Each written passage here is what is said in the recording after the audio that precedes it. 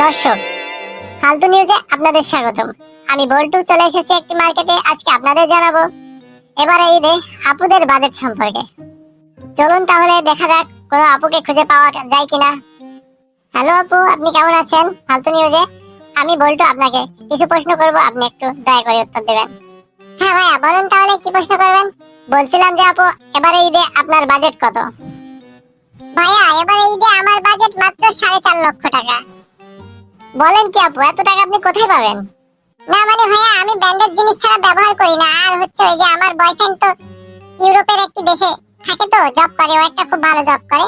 তাই ওই ঈদের মার্কেট করার জন্য আমাকে 5 লাখ টাকা দিতে চেয়েছিল। আমি বলেছি অত টাকা দেওয়া লাগবে না, তুমি 4.5 লাখ টাকা দিলে হবে। তো আপু কি কিনেছেন এখন পর্যন্ত? আসলে ভাইয়া ভালো কিছু পাচ্ছি না, তো ভাবছি যে এখান থেকে একটা ব্র্যান্ডেড ড্রেস নেবো, আজকে নিয়ে চলে যাব। দর্শক, এই হলো আমাদের চারপাশের পরিবেশ। কেউ 4 লক্ষ টাকার ঈদের বাজেট করছে, আবার কেউ 4 টাকারও কিনতে পারছে না। তাই সবার কাছে অনুরোধ, যারা এরকম ধরনের বড় বড় বাজেট করেছেন এবার ঈদের জন্য, আপনারা একটু একটু স্যাক্রিফাইস করে আপনাদের চারপাশে দেখবেন অনেক অসহায় মানুষ আছে, তাদেরকে যদি একটু দেন তাহলে মনে হয় ঈদের খুশিটা দ্বিগুণ হয়ে যাবে। তো ভালো থাকবেন সবাই। পরবর্তীতে আমি আবারও নিয়ে আসবো আরো নতুন কোনো মজার নিউজ।